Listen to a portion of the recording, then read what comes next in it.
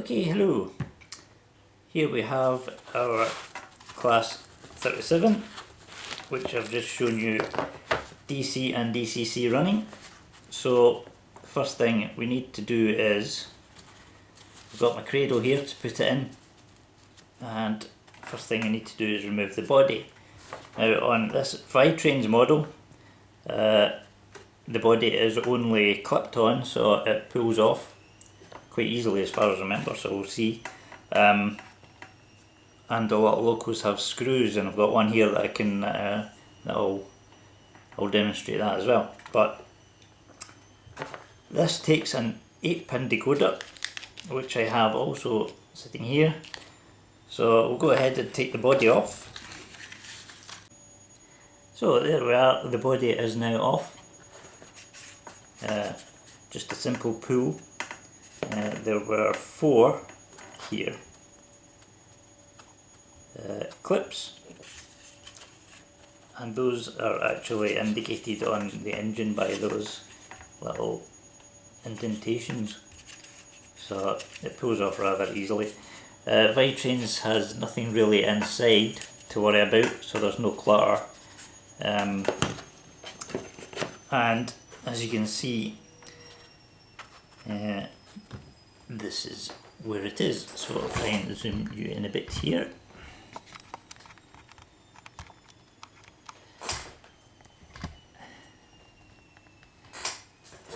Now, Vitrains give you a nice little lot of space to work with. So if you make sure you have been earthed, so you don't damage the decoder, which is why it's in this special packaging. So the decoder, this is a Hornby decoder, 4-function decoder, and that is what it looks like. You have its 8-pin end here, which plugs into the loco, and this is the decoder, which does the conversion for you to allow it to run DCC. You'll notice there's a spare wire here, a purple wire. Now you can just wind it all up and keep a hold of that. I would recommend cutting off the bare end. There's always a bare end, but that's if you want to hook up for sound or other accessories. Maybe put on lights somewhere, but I normally never ever use it at all and never will, so I cut it pretty short, get rid of that, and simply wind it the rest around nice and tightly, keep it out of the way. So the decoder is ready to be fitted. Now where does it get fitted to? Well, here it gets fitted on here. Now Vitrains use these, which I'll just pluck one off.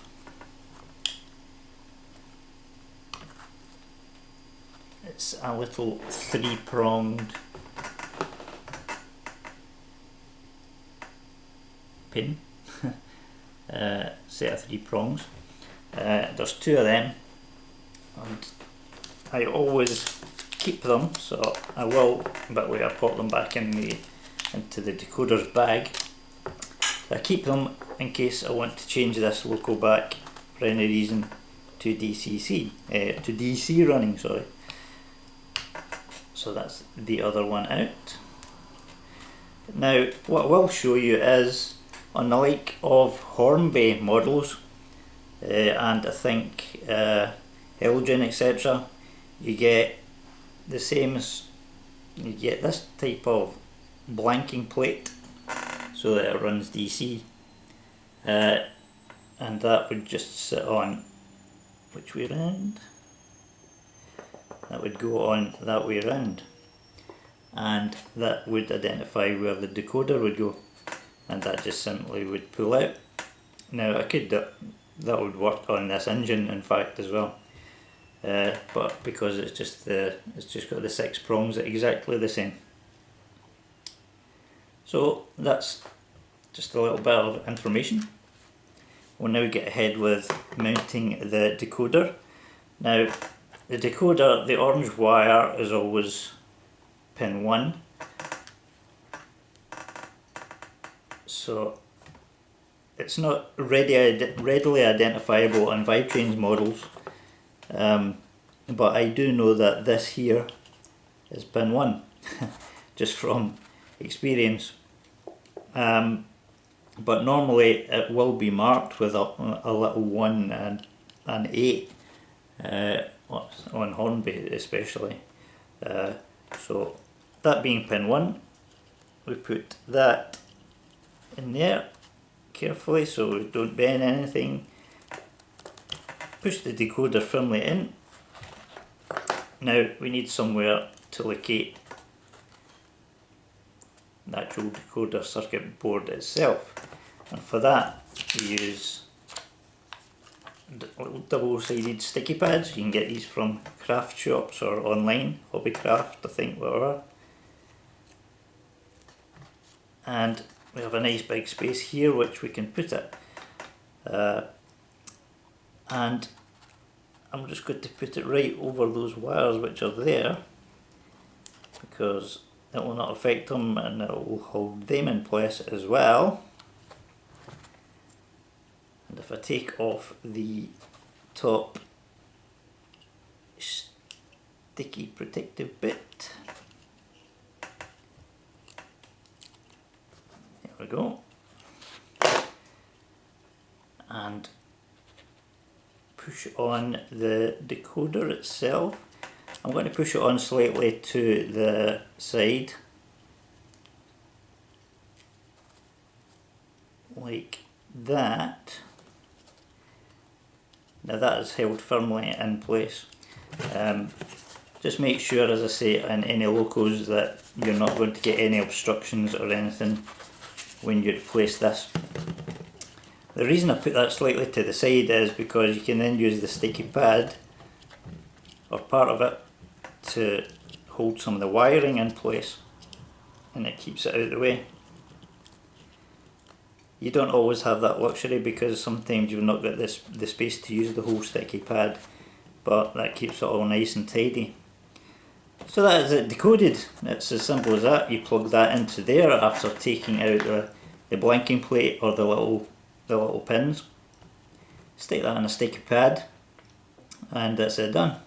And all you have to do then is obviously put the body back on.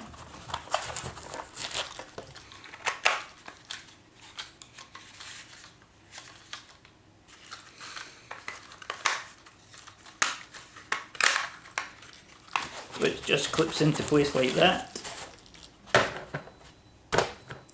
And you have yourself now a DCC locomotive. And we shall go and, well, you've seen it running and I explained what happens. So that's all there is to it. It doesn't take very long. It took a lot longer there than it would have done because I was explaining things on the way along. But what I will do now is if I put this loco to the side and I bring down one I prepared earlier.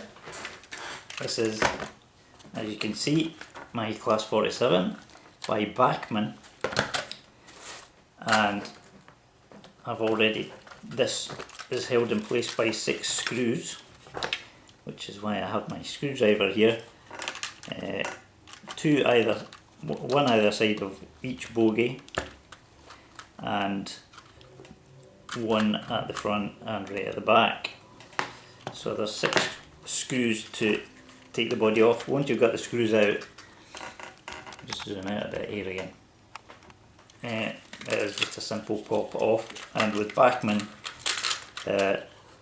these little holes that you can maybe see,